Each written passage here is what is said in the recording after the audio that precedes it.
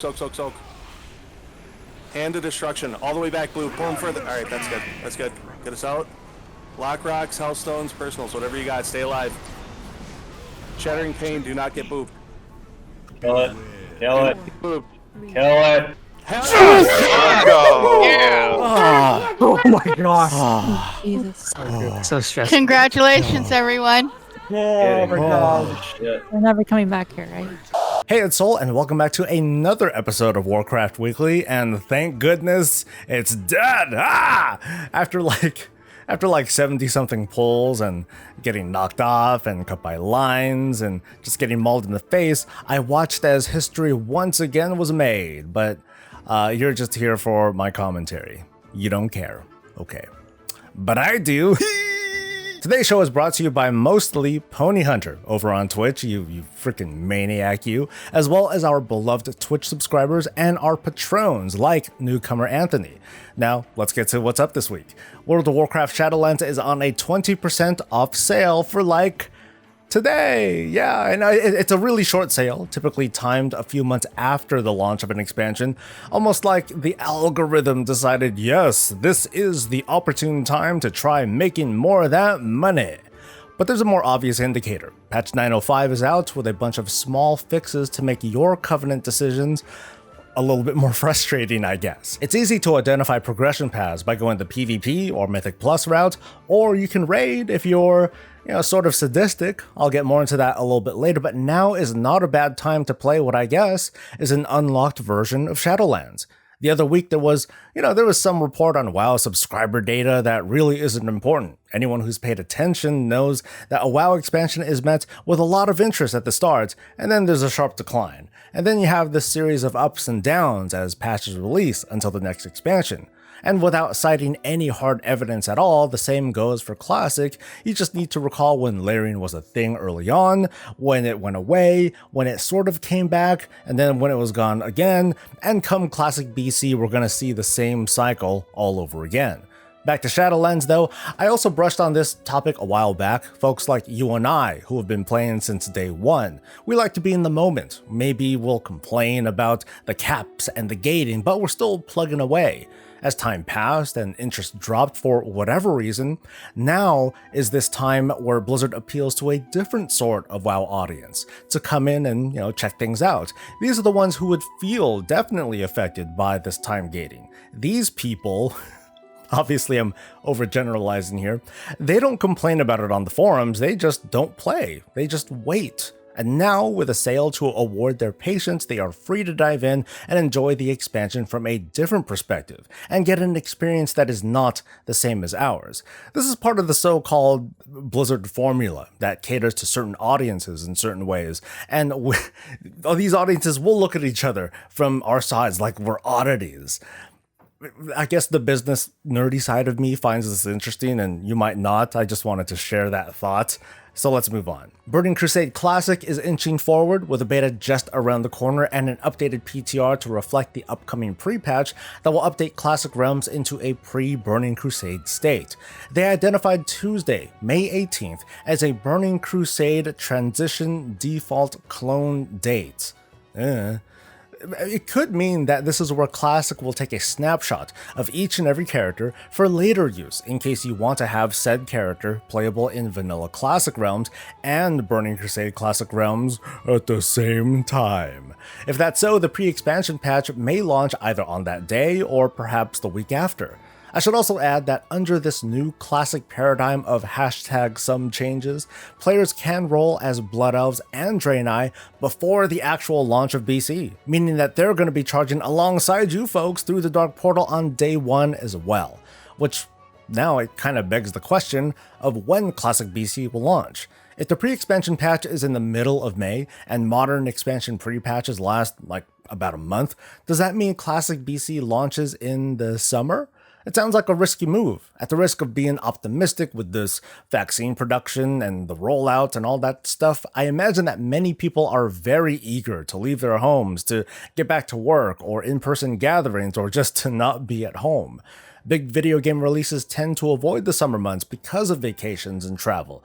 Last year was Well, it was obviously a bust, but this year just might make up for lost time. A fall release may sound like a long way from now, but I could also imagine diehard Classic and BC fans waiting a little bit longer for the sake of having a massive release with a server-crushing number of fans squeezing themselves through the dark portal thing with lag and layers and boing. That's my best impression.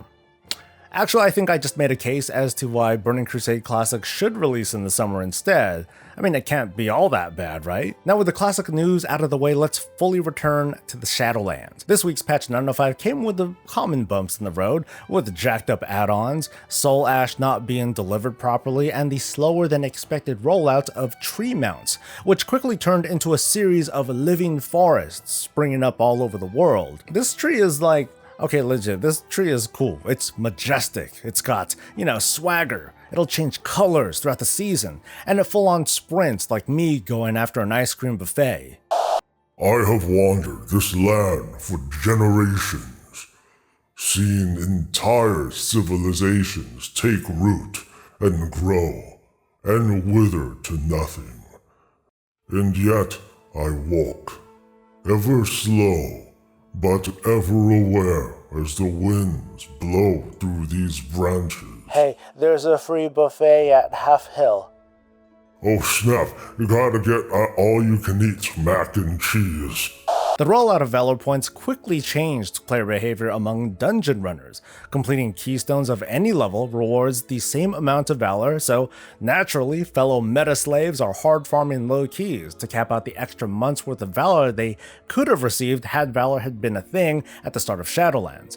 From my observations at least, the outcry over Valor upgrade costs has dwindled down considerably once players realize that the gear that they're actually getting is already upgraded pretty far, potentially saving them thousands of points. It's just another demonstration of how the discussion of game systems is far worse than the actual experience. One big takeaway I think the critics rightfully pointed out though, I would like to see a bit of a sliding scale in terms of upgrades. Let's take for example, two-handed weapons, which require a whopping 1,000 Valor per upgrade, meaning you get a crazy chart like this. This is both ludicrous and unrealistic because most players will at least wait to get a high enough level weapon to drop, like a 210 from Mythic 15s, but it makes the cost of low-level upgrades feel really prohibitive. Put yourself into the shoes of a less skilled group of friends who want to run keys for the challenge and the glory. Maybe they only do a few keys a week and they don't even cap Valor. That makes those pieces that they do get very tedious to upgrade even to that lower cap of 6. But if the cost were to be based on milestones like say the Keystone achievements,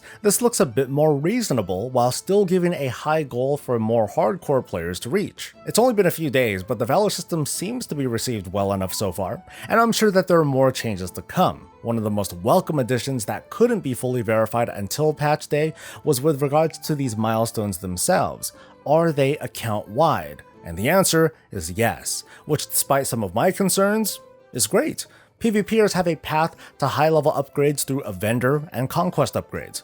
Keystone runners, or maybe I should call them Keystoners, they now have Valor as a way to secure some upward momentum while they hope for some luck in their Great Vault. And as for raiders, I want items, but I don't think I'm gonna get one. I also want items. Good job, Chewy. Thank you, game. Oh, I'm gonna go beat off. Be right back. I got a goddamn conduit for my loot. Yay. Lots of people got conduits. Holy shit. okay, well I did get a Heroic Denathrius trinket, which will definitely replace my, okay, well maybe not. I'm going to carry on for a little while in a one-time segment I'm going to call Raiding. What's the point? I enjoy organized raiding at a heroic level. It's got challenge at our skill level, and for the most part everyone on the team is welcome to join, it's not a problem. Until there's a problem. I've said earlier that if Valor for Dungeons was a thing at the start of Shadowlands, that'd be great. But on the flip side, that would mean gearing from raids would be the neglected system left to starve. In a world of rewards, that is, gear and power progression, it's pretty safe to argue that right now, raiding is the least rewarding of the 3 pillars of endgame content. Now, I've been fortunate enough to do keystones and raids to always see at least a little something from the vault, and most of the time I pick up the vault loot from Mythic Plus related stuff thanks to that elevated item level, because, you know, that's the primary form of upward progression in Mythic Plus. Time and time again, Mythic Plus has proven to be more lucrative than raiding is for gearing. And thanks to how gear can cross over, it was a common practice during early Shadowlands for top raiders to, okay, well, they would primarily gear through rated PvP first and then honor, but then they would farm keys and raiding would just be like a, whoa, okay, I guess I got the transmog. Reality check though, raiding is very high profile in the world of Warcraft, but not highly participated for numerous reasons, considering the time spent in one sitting, the logistics, and other things that make up organized raiding. The almost 100% luck-based system of loot does not help, which makes raids feel more like an activity of prestige and experience than one where we come out of it stronger. Depending on the type of person you are, it's a toxic kind of loop that has made the rounds in WoW throughout its lifetime. PvPers complained that Mythic raid trinkets were way too strong, raiders complained that Mythic Plus negated heroic raids within a week of hard farming, Mythic Plus people complained that they're getting the same damn item from their weekly chest 4 times in a row. It never stops. There's always going to be something to complain about, so let's talk up a few ideas, which, you know, we like to do here, maybe a few suggestions to poke at, and maybe come up with some better ideas. The title segment is about raiding. The subject is on rewards and how to make them not exactly better, but more competitive somehow, whether it's acquiring them or how powerful they are.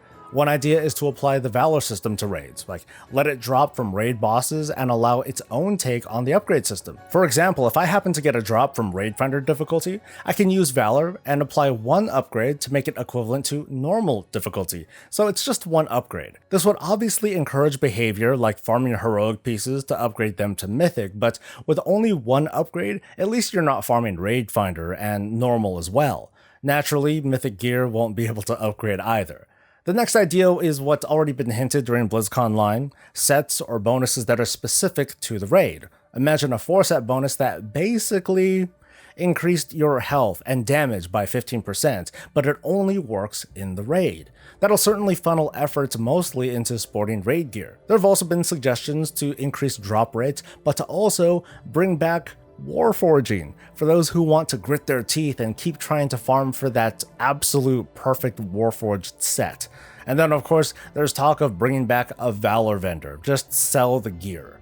Those are just basic ideas, and there's a lot more inspiration to draw from, like for example, professions. How can that play into making raids feel a little bit better? The goal here is not to make raiding feel more lucrative than PvP or dungeons, but to make it more competitive enough that players don't ask themselves, why bother?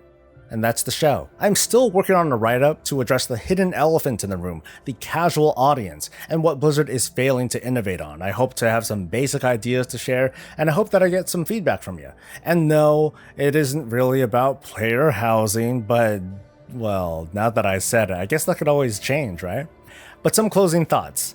This patch, 905, it's a patch. It's not bad, or it's not necessarily good, but I'm happy to see more improvements, and I hope that this makes work on patch 9.1 more about bringing us new and cool stuff, and rather than just fixing leaks or bugs or whatever. Since we're in the middle of the season, I'm not as salty over raid gear as my earlier statements suggest, but BlizzConline did set expectations of improvements in the horizon. But how do you feel as 905 is really settling in? Has your behavior changed? Have you quit? Are you coming back? The thing's on sale, by the way. But leave some thoughts in a comment. Like the video to support the channel, and subscribe for more of this and all things Warcraft. We'll see you soon. Until then, stay safe, stay healthy, and stay breezy. And from the forest comes out the dinosaur. The long neck can finally actually feed. It's like land before time. It's hilarious.